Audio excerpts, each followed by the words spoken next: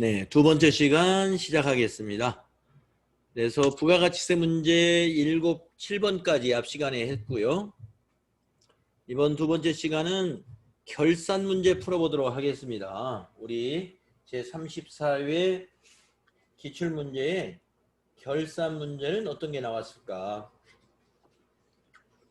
결산 문제 한번 보도록 할게요. 다음 결산 자료를 참고로 주식회사 드림전자의 결산을 수행하시오 하는 문제가 나왔죠. 단 제시된 자료 이외의 자료는 없다고 가정합니다. 자, 1번 결산 문제 보시면 기타 결산 정리 사항 수동 결산을 하라 하는 문제죠. 자, 4점짜리였는데요. 자료 설명을 보겠습니다. 2월 28일 현금 시제 불일치 금액을 현금 과부적으로 회계 처리하였다라고 했네요. 2월 28일 날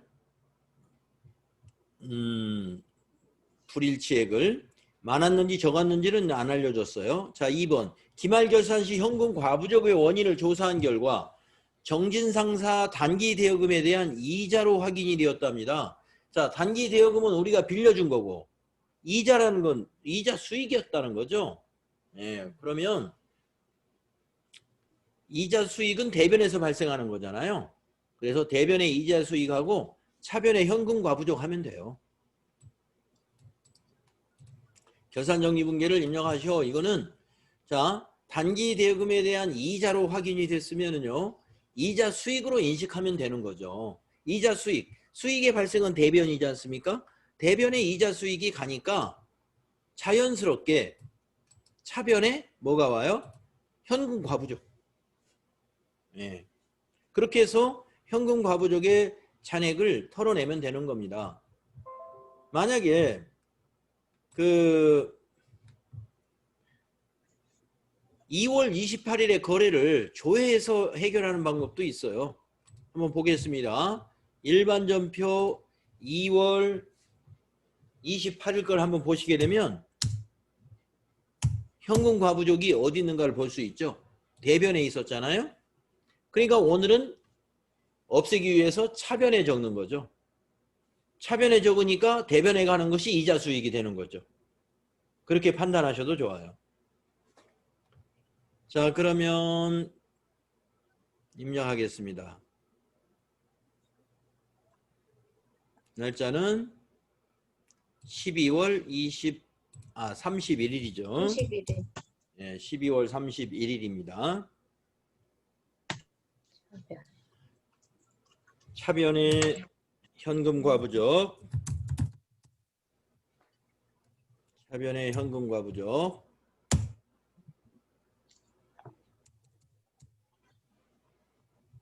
금액은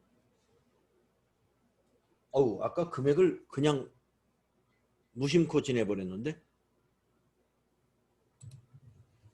2월 28일 거 다시 줘야 돼. 예, 10만 원이었습니다. 어차피 조회 안 하고선 못 해는 문제였네.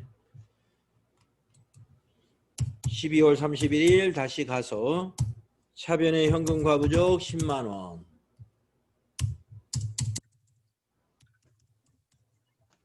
대변의 이자 수익 10만 원. 이자 수익은 901번입니다. 네, 이렇게 결산 정리를 해야 됩니다.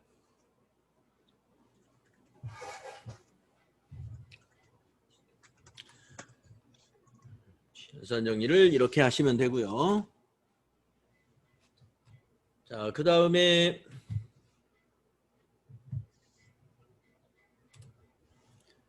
2번 문제 보겠습니다. 2번 문제. 자, 2번 문제 보시면은 결산자료 입력에 의한 자동결산 문제죠. 자, 자료 설명을 보시게 되면은 재고자산 명세서에 의한 기말 재고액은 다음과 같다 이랬어요. 그러면 상품의 기말 재고 금액이 이만큼이다 이런 얘기죠. 이걸 입력하면 돼요. 자동결산 메뉴를 이용하여 결산을 완료하시오. 아주 쉬운 문제입니다. 기말 상품 재고액 난에다가 입력하고서 전표 추가 누르면 끝나요. 자, 자동 결산, 결산 자료 입력 메뉴에 가겠습니다. 전체 메뉴 가셔가지고 결산 자료 입력 여기 있죠? 네, 클릭하셔서 네, 여기 날짜는 1월부터 12월까지로 입력해야죠. 1 엔터, 12 엔터, 확인해 줍니다. 이와 같이 양식이 나타나면은 여기 기말 상품 재고액 바로 이 부분입니다. 여기에다가 11050,000을 입력하는 거예요. 11050 플러스 1105만 원을 입력하시게 되면은 맞죠? 그러면 여기 매출원가 계산이 다시 일어난 거예요. 매출원가 계산이. 그러셔가지고 네, 매출원가 계산을 이제 전표 추가를 통해서 결산에 반영하는 겁니다. 자, 전표 추가 누르시고 추가하시겠습니까? 하면 확인, 확인 단추 누르시면 돼요. 자, 여러분 일반 전표에 12월 31일자에 가서 조회를 해보시게 되면은 네, 상품 매출원가 대체 분계, 요 차변의 상품 매출원가, 대변의 상품 이 분계 있잖아요. 제가 결산 문제로 NCS 평가 문제로 이 문제 냈습니다. 그래서 상품 매출원가 대체 분계를 종이에 시험지에 기록하시오 이 문제 냈단 말이에요. 꼭 알아두세요. 차변의 상품 매출원가 얼마, 대변의 상품 얼마. 그런데 적요를 쓰시오 그러면 간단해요. 상품 매출원가 대체 이 적요 넣는 거예요. 적요를 기록하세요 그러면 상품 매출원가 대체. 그래서 이 상품 매출원가 대체 분계가 자동 결산 작업이다 보니까 아주 중요한 분계인데 이걸 모르는 사람이 너무 많아요. 그래서 결산 처리 평가 시험이 이제 예정대로는 9월 3일인데 우리가 9월 3일도 원격 수업을 하기 때문에 다음 주에 이제 여러분들 나오시면은 그때 평가를 할 거예요. 결산 처리 쪽에서 이 문제 한 문제 낸다는 거 여러분 알려드렸고요. 또 한 문제는요. 결산 처리 문제에서 그 단기 매매증권 기말에 평가하는 거 있죠. 네, 현재 장부 금액이 주당 얼마인데 지금 공정가치는 주당 얼마다. 그러면 여러분 가격이 올랐으면 그 얼마 올랐는지 계산해 주셔가지고 그걸 차변의 단기 매매증권 자산 증가, 대변의 단기 매매증권 평가이익 수익 발생 이렇게 그 결산 수정 분계를 해 줘야 되잖아요. 가격이 떨어졌으면 대변의 단기 매매증권, 차변에는 단기 매매증권 평가 손실 아시죠? 그래서 그 단기 매매증권 평가에 관한 문제도 한 문제 냈습니다. 네, 제가 오늘 두 문제 알려드린 겁니다. 단기 매매증권 평가 문제 그리고 상품 매출원가 대체 문제 반드시 나온다 하는 것이죠. 이 분계 꼭 기억해 주세요.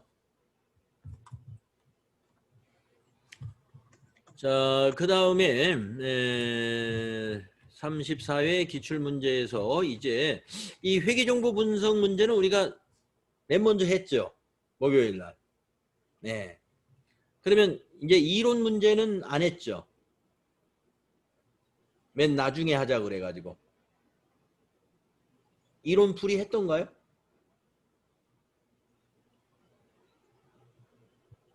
안 했어요. 안 했죠? 34회? 네, 34회 이론.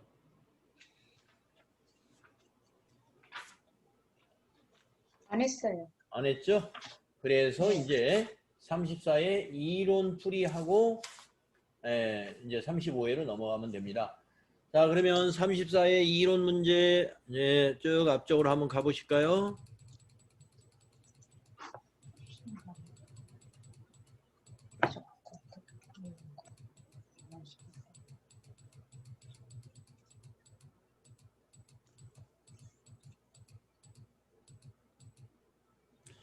네, 34회 이론 문제. 네, 지난해에 출제되었던 문제 두 번째 문제, 지난해 두 번째 시험이니까 지난해 4월 달에 출제되었던 문제였군요. 아무튼 지난해처럼 우리 일정대로 지금 시험이 잘 치러질 수 있어야 되는데 지금 이 코로나 때문에 여러 가지로 지금 상당히 여러분도 혼란스럽고요. 모든 게 지금 참 혼란스럽습니다.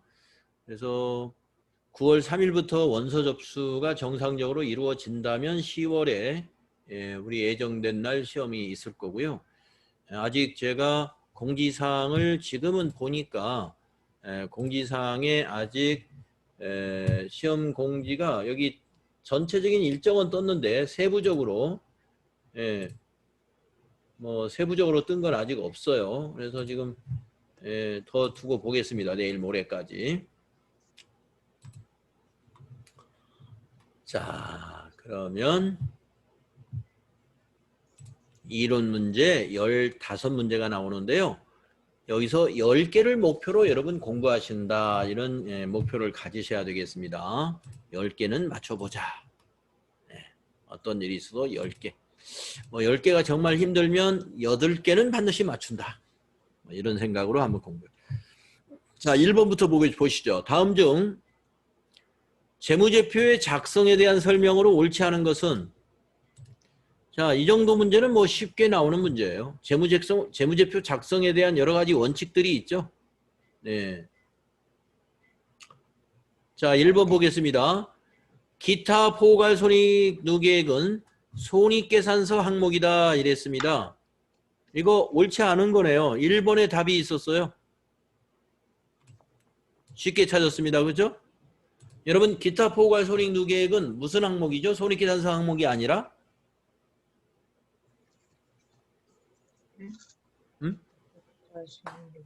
무슨 항목이었죠? 재무상태표 항목이죠. 기타 포괄 손익 누계액은 재무상태표의 자본 항목이잖아요. 네. 그래서 1번이 틀린 거예요. 자, 2, 3, 4는 맞습니다. 자산은 유동자산과 비유동자산 분류하는 거 맞고요. 3번, 비용은 관련된 수익이 인식되는 기간에 인식하는 것을 원칙으로 합니다. 이것을 뭐라고 그래요? 비용과 수익은 서로 대응되어야 된다. 수익이 인식되는 기간에 인식하는 것이 원칙입니다. 비용도. 이것을 우리가 수익, 비용, 대응의 원칙이라 그래요. 3번이. 그 다음에 4번은 현금 흐름표는 영업활동, 투자활동, 재무활동으로 인한 현금 흐름으로 구분하여 표시한다. 맞습니다. 네, 1번 확실히 틀렸습니다. 다음 2번. 유형자산의 취득원가에 가산하는 항목으로 옳지 않은 거. 자, 여러분, 유형자산 취득원가에 가산되는 것은 취득 시 발생하는 비용들이 취득원가로 가산이 돼요. 자, 기계장치 구입 시 지출한 운반비 가산되어야 됩니다. 토지 구입 시 지출한 취득세 가산되어야 합니다. 업무용 차량 구입 시 지출한 취득세도 가산합니다. 보유 사용 중인 건물에 대한 화재 보험료는 그냥 보험료죠. 그래서 4번이 옳지 않습니다. 다음 3번. 다음 거래에서 매출채권으로 계상되는 금액은 얼마냐 이랬습니다. 여러분, 매출채권의 계정 과목이 두 개죠. 외상매출금과 받으러움. 맞죠? 외상매출금과 받으러움이 매출채권입니다. 자, 주식회사 한공은 상품 1000개를 개당 5,000원에 판매하였다. 판매대금으로 현금 50만 원과 전자어음 200만 원을 수령하고 나머지 잔액은 2개월 후에 받기로 했습니다. 이랬어요. 자, 1000개를 개당 5,000원에 팔았으면 500만 원을 판매한 거예요. 맞습니다. 500만 원이죠. 그럼 판매대금으로 50만 원과 현금 50만 원을 지불했으니까 이거는 채권이 아니고 받았으니까. 근데 전자음 200만 원 받았습니다. 이거 받으러음이죠. 네. 예. 그 다음에 잔액은 2개월 후에 받기로 했습니다. 외상매출금이죠. 네. 그러면 예상매출금은 얼마가 되나요? 250만. 그러네요. 250이네요. 그래서 200만 원하고 250이 매출채권이 되는 거죠. 그래서 3번 쉽게 답을 쉽게 찾을 수 있습니다. 다음에 4번 볼까요? 다음 대화에서 질문에 대한 답변을 올바르게 한 사람으로 짝지어진 것은 이랬습니다. 선생님이 임차료 미지급분에 대한 결산정리사항을 누락할 경우 재무제표에 어떤 영향을 미칠까요? 그랬어요. 네. 자, 임차료 미지급분에 대한 결산정리사항을 누락할 경우 그러면 어떤 결산을 누락했을까요? 한번 분계를 먼저 한번 써보겠습니다. 살짝 분계를 써보시는 게 필요해요.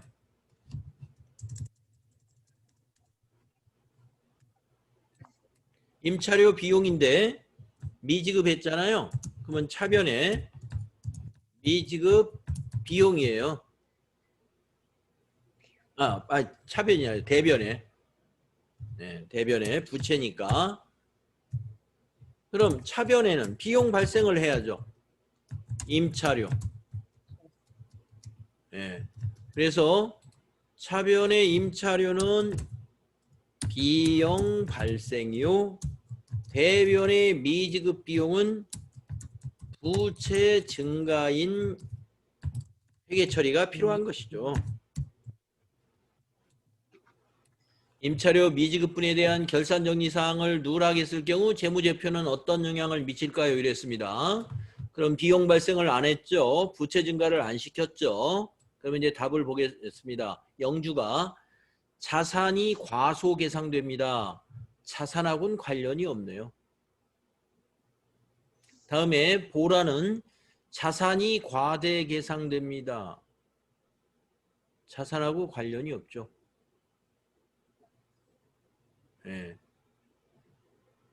다음에 민혁이 비용이 과소됩니다. 네, 비용 발생을 안 했으니까 민혁이 맞았습니다. 다음에 범수 부채가 과소 계상됩니다. 네, 부채 증가를 안 시키니까 부채 과소되죠. 그래서 범수 민혁이가 올바르게 답한 사람입니다.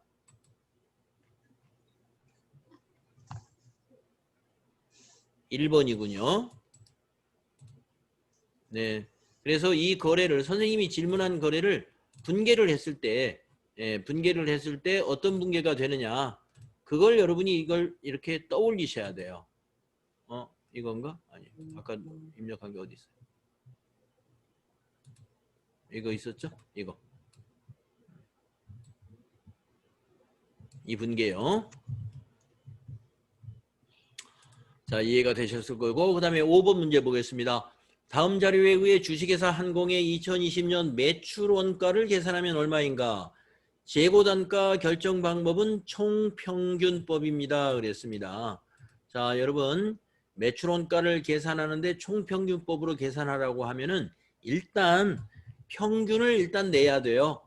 그리고 나서 매출 양에다가 곱하기 하면 됩니다. 매출 수량에다가.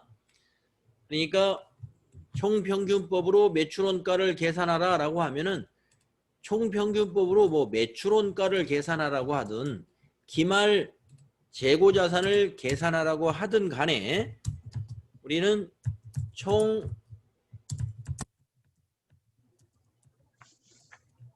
총평균법으로 뭔가를 계산을 하라고 하면은 첫째 평균 단가를 먼저 내셔야 돼요. 무조건 평균 단가를 산출합니다. 평균 단가는 어떻게 산출해요? 금액의 합계를 수량의 합계로 나누어 주면 되죠. 한번 금액의 합계를 구해 보겠습니다.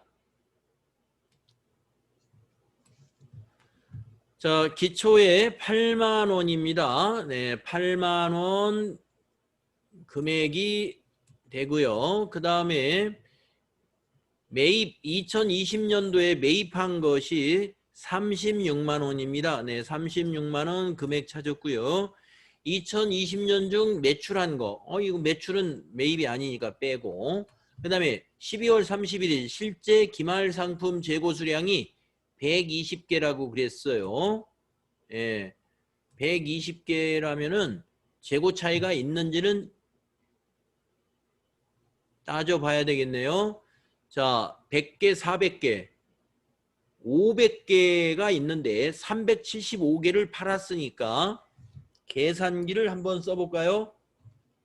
500개에서 375개를 한번 빼봅시다.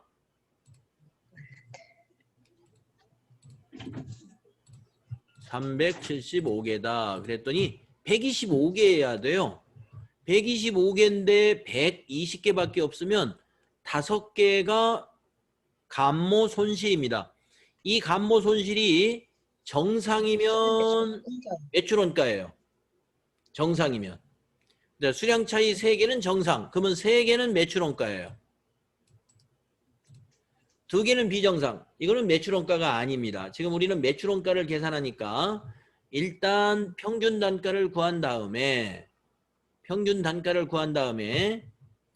매출 원가는 이거 뭐 이 판매된 거 375개 여기에다가 평균 단가를 곱할 것이고요. 거기다 3개만 더 더해주면 됩니다.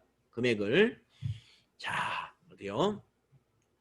300 아까 36만 원과 8만 원이면 44만 원이죠. 그걸 500개로 나눠 보세요. 수량 합계가 500개니까 44만 원. 네, 계산기 쓰겠습니다. 나누기 500개. 평균 단가는 880원입니다. 자, 그러면 계산을 해 볼게요. 아까 메모해 놓은 데를 꺼내서 따라서 평균 단가는 880원이라는 것을 우리가 알아냈습니다. 그러면 매출 원가는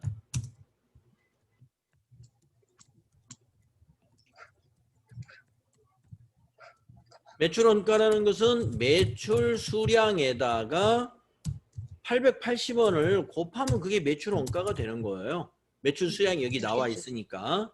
그런데 거기에다가 이걸 일단 구한 다음에 또 3개는 정상적으로 감모한 거예요. 그러면 3개 재고 자산 감모 손실 중에서 3개를 또 더해야 돼요. 그래서 매출 수량이 아니라 정상 감모 수량 3개 거기다가 곱하기 880원 해야죠. 그래서 2개를 합치면 이게 매출 원가가 됩니다. 그래서 매출 수량이 여기 375개죠. 그래서 375개에다가 한번 880원 곱해 보겠습니다. 375개 팔았다 곱하기 원가가 880원 33만 원이 됩니다. 재고자산 감모 손실이 없었다면 매출 원가는 그냥 33만 원이에요. 그런데 정상 감모가 3개 있었어요. 그러면 3개 곱하기 880원을 또 해봅니다. 2640원입니다. 이걸 더하면 되는 거죠. 33만 2640원이 3번 보기에 있네요. 33만 2640원. 이게 답인 것입니다. 예, 산출 근거는 이게 산출 근거죠. 이 부분이요.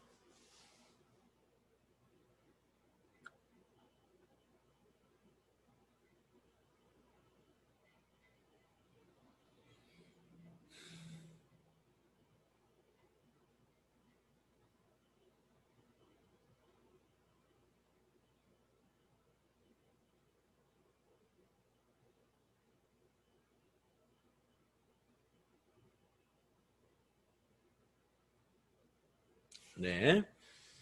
자, 그래서 지금까지 4번까지는 금방금방 답을 찾을 수 있는 문제였는데 5번은 좀 계산기 두들기고 하다 보면 시간이 좀 걸립니다. 이런 문제를 만나면은 내가 할 수는 있으나 좀 시간이 걸리겠구나. 뒤로 미루는 거죠. 예. 뒤로 밀어놨다가 나중에 하면 돼요. 빨리 할 수 있는 것부터 먼저 하는 게 좋죠. 자, 6번. 다음 자료에 의한 회계 처리 시 차변 계정 과목의 금액으로 오른 것은, 이런 거 쉽게 할 수 있잖아요. 차변 계정 과목. 자, 주식회사 한공은 유가증권 시장에 상장되어 있는 주식회사 국제의 주식 1000주를 한 주당 600원에 취득하고 거래수수료 10만 원을 지급했습니다. 금액까지 계산하라는 거군요. 회사는 주식을 장기 보유 목적으로 취득했군요. 자, 장기 보유 목적이다. 그러면 만기 보유 증권이에요. 계정 과목이. 이게 만기 보유 증권. 다음에 금액을 보겠습니다. 1000주를 한 주당 6,000원에 샀으므로 600만 원이 되는데요. 만기 보유 증권의 경우에는 이 수수료를 별도의 비용으로 처리하는 것이 아니라 이 주식의 취득 원가에 포함을 시켜야 됩니다. 그러니까 이렇게 하면 600만 원인데 10만 원을 원가에 포함하니까 금액은 610만 원이다, 이런 얘기죠. 그래서 차변의 계정 과목은 만기 보유 증권이요. 아니 만기 보유란다. 매도 가능 증권. 아까 제가 만기 보유 증권이라고 했나요? 예. 네. 아마 매도 가능 증권이라고 했겠죠. 예. 매도 가능 증권. 매도 가능 증권이요. 금액은 610만 원. 예. 한번 답을 볼까요? 4번에 답이 있네요. 이런 문제 빨리 할 수 있는 문제죠.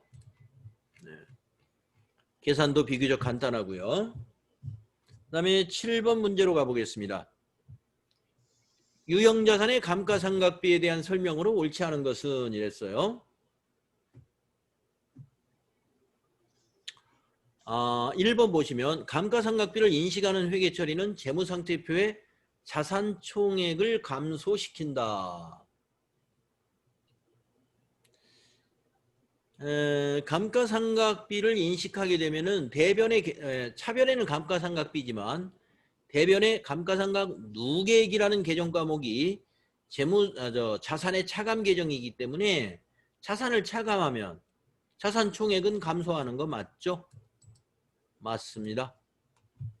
다음 2번 정률법을 적용할 경우 상각률이 정해지면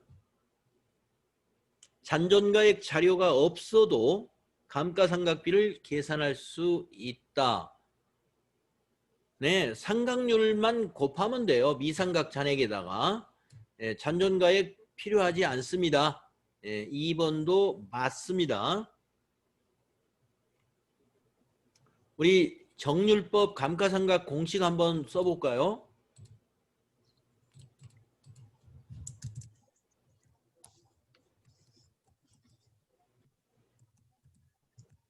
정률법 감가상각비 계산 공식은요. 괄호 열고 취득 원가에서 감가상각 누계액을 빼줍니다.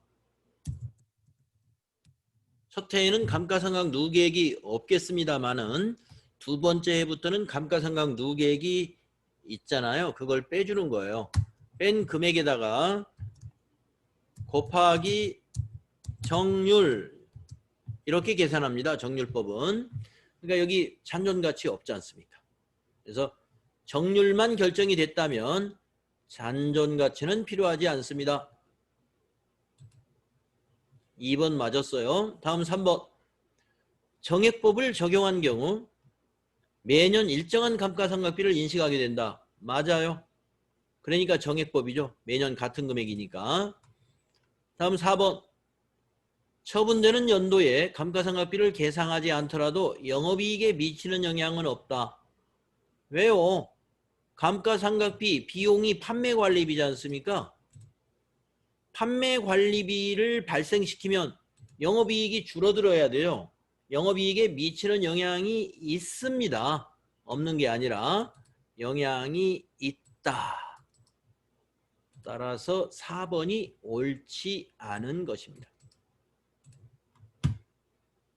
감가상각비가 판매관리비니까.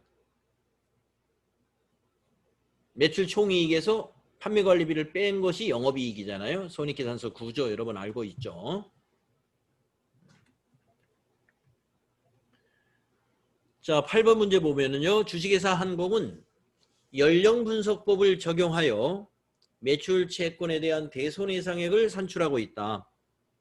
매출채권 연령별 금액이 다음과 같을 때 결산 후 재무상태표에 표시될 대손충당금은 얼마이냐? 결산 전 대손충당금 잔액은 12만 원이 있어요.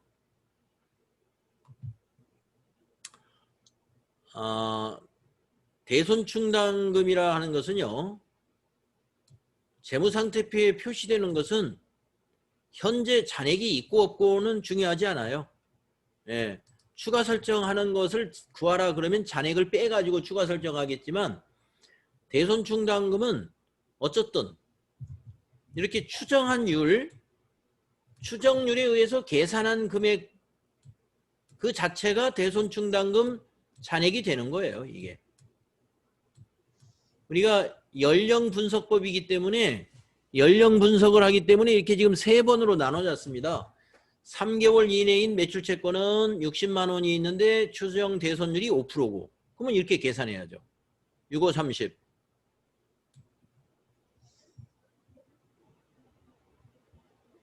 3만 원이죠. 다음 3개월부터 6개월에 해당되는 매출채권은 30만 원이 잔액이 있는데 대손율이 10%나 된대요. 그러면 또 3만 원이죠. 그 다음에 6개월이 넘는 매출채권이 있는데 이거는 20만 원인데 대손율이 40%나 된대요. 428. 8만 원이나 된대요. 8만 원. 예. 이걸 계산기로 정확히 계산하시거나 여러분의 암산 실력을 가지고 빨리 계산하시면 돼요. 그러면 합계는 6만 원에 8만 원, 14만 원이죠. 이게 대손충당금이에요. 이게. 추가 설정액이 얼마냐 하면은 이 14만 원에서 여기 12만 원 뺀 2만 원만 추가 설정을 하는 거고요. 여기서 물어보는 것은 재무상태표에 대손충당금이 얼마인고 했으니까 이게 요 14만 원으로 대손충당금이 설정이 돼야 되는 거죠. 답은 4번이다 하는 겁니다.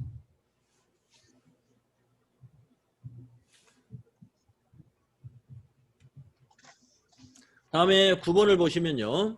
다음 자료를 토대로 주식회사 한공의 회계 처리로 옳지 않은 것은 이랬어요. 주식회사 한공은 부가가치세법상 일반 과세자이며 부가가치세법에 따른 회계 처리를 가정한다. 자,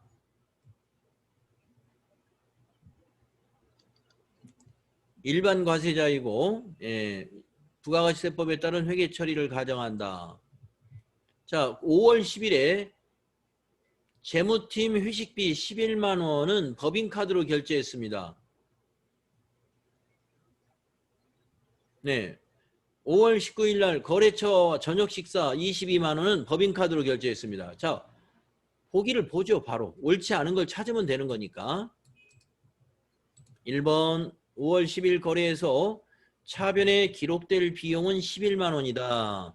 그렇죠. 재무팀 회식비니까 차변에 복리후생비 맞나요? 맞죠? 네. 네. 복리후생비 11만 원. 1번 맞습니다. 그 다음에 2번 5월 19일 거래에서 차변에 기록될 비용은 22만 원이다. 아니야. 죄송합니다. 1번 틀렸어요. 이게 지금 제가 이거를 아니에요. 부가가치세가 포함되어 있다고 그랬잖아요. 예. 그러면은 부가가치세법에 따라서 회계 처리를 하라 그랬어요. 일반 과세자로서. 그러면 매입세 공제 받잖아요. 10,000원. 그러면 차변에 오는 게 비용이 10만 원이고 10,000원은 부가세 대급금이죠. 그렇죠? 복리후생비는 10만 원이에요. 만 원은 부가세 대급금. 1번이 틀렸네요. 11만 원이 아니라 10만 원이다. 그렇죠? 1번이 틀렸습니다.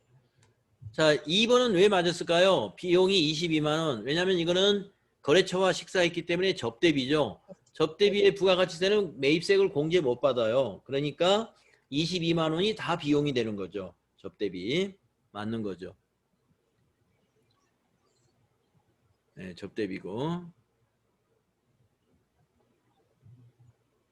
네, 5월 10일과 19일 대변에 기록될 개정 과목은 전부 다 미지급금이니까 동일하죠? 개정 과목은 동일합니다. 대변에는 다 미지급금. 그래서 2, 3, 4 맞았어요. 1번이 틀린 겁니다.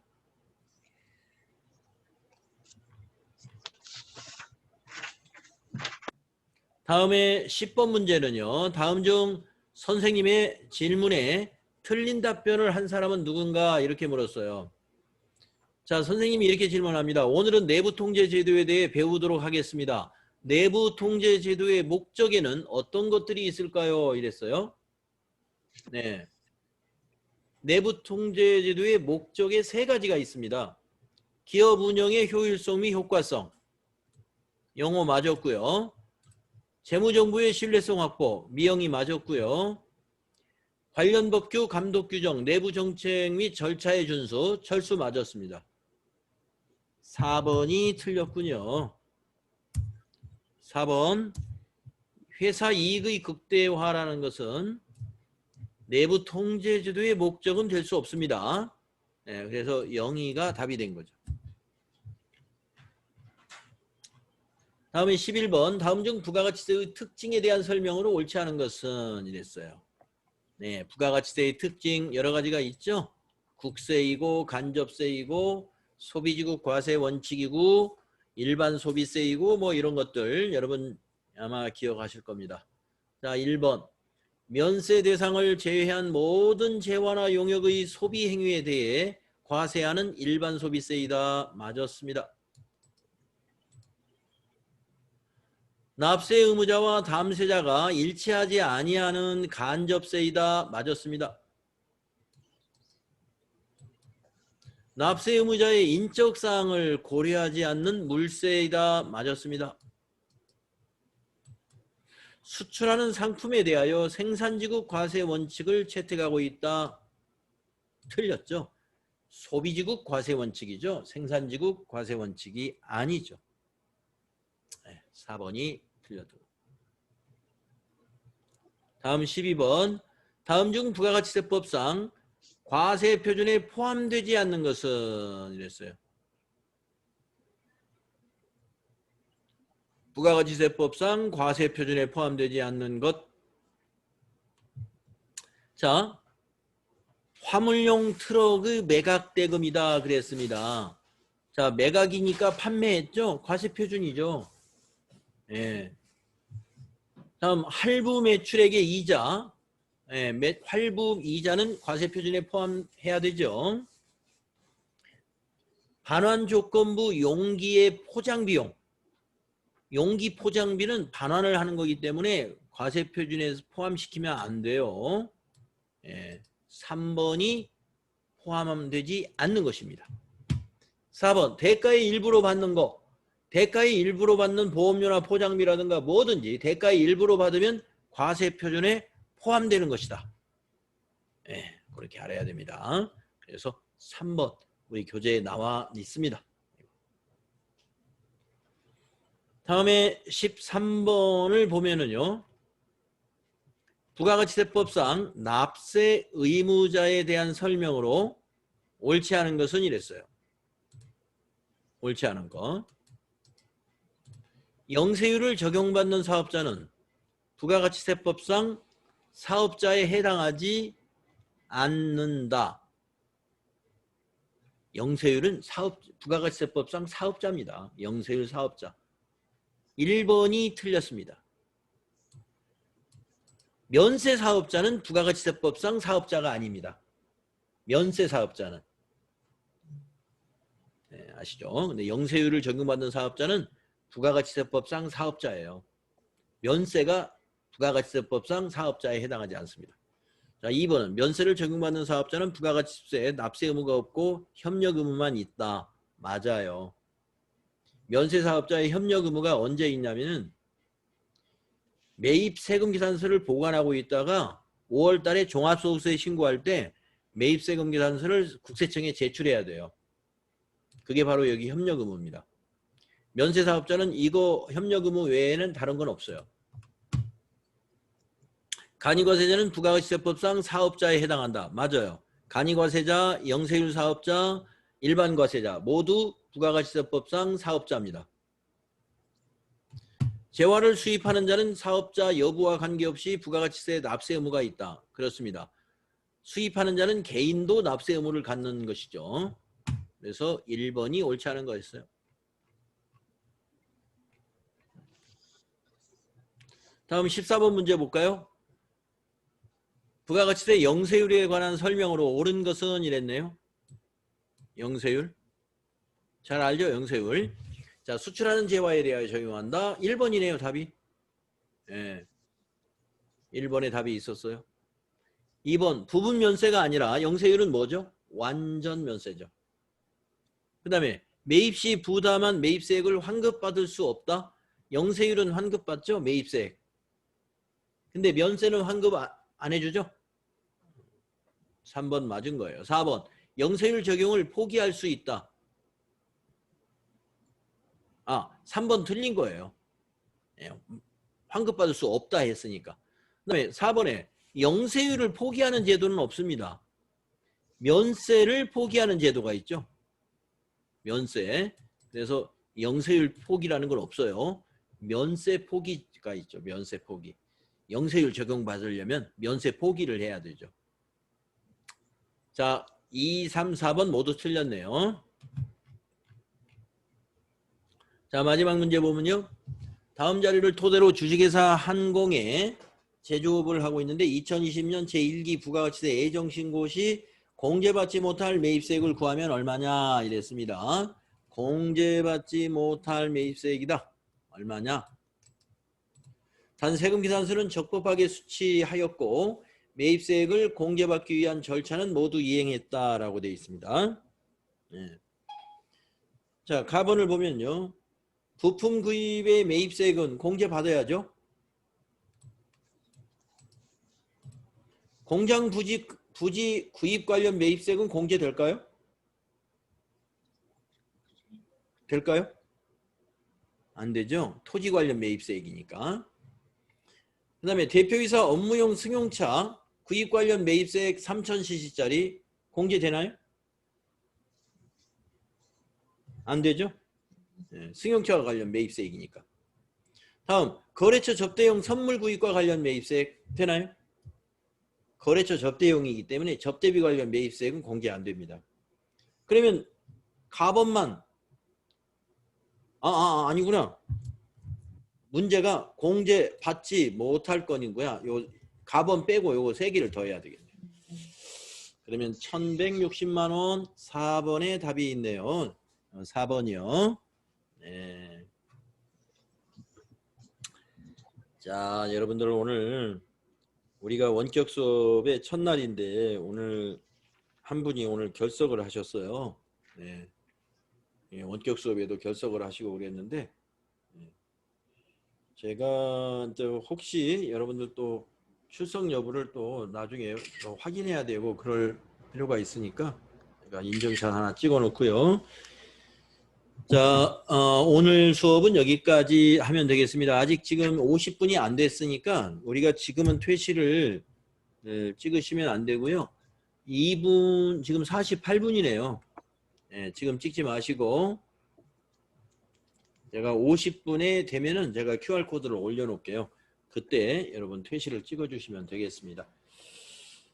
오늘 처음이었는데 여러분 어떻게 좀 불편한 게 많으셨을 것 같기도 하고 또 이게 또 숙달이 되면은요 오히려 이게 더 바람직하다 이렇게 이야기하시는 분도 있었어요 옛날에. 그래서 또 우리가 평가 시험이 있고 하기 때문에 계속 하면 좀 곤란하겠죠. 시험이 지금 3번이 남았는데요. 그래서 이번 시험은 주에는 어떻게 해요? 네? 시험은 대면에서 해요? 시험이요? 예. 그럼 한꺼번에 다 봐요? 밀린 거? 이번 주에 봐야 될 것이 이제 결산 처리였는데요. 결산 처리가 원래 9월 3일 날 보는 거거든요. 네. 예, 그거를 이제 그것만 뒤로 좀 미뤄지는 겁니다. 다음 주에도 또 있는 거 아니에요? 9월 14일에 있으니까요. 다음 주에 이번 주에 봐야 될 거를 다음 주에 한번 보면 됩니다.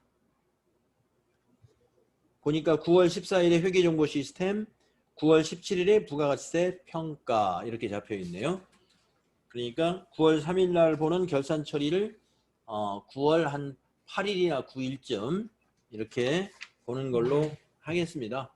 그래서 우리 이번에 그 거리두기가 이제 만약에 다음 주부터 정상이 되어서 1단계로 내려가게 되면은 아니면 2.5단계에서 다시 2단계로 내려가게 되면 수업을 개시할 수 있으니까요. 그때 또 뭐 수업은 이렇게 해도 되는데 평가 시험이나 이런 것들 때문에 이거 어떻게 해야 될지 난감해요. 그것 때문에. 네. 자, 여러분 오늘 수고 많이 하셨고요. 네, 이제 50분이 된 것 같네요. 제 컴퓨터 시간으로. 네, 여기 화면 올려드릴 테니까요. 네, 고생 많이 하셨습니다. 수고하셨습니다. 네, 요거 찍고 나가세요. 네. 네. 어디 갔냐? 잠깐만. 어디 갔냐? 얘기하다가 잊어버렸네. 응? 어디 갔어? 딱 자꾸 뜨는 게.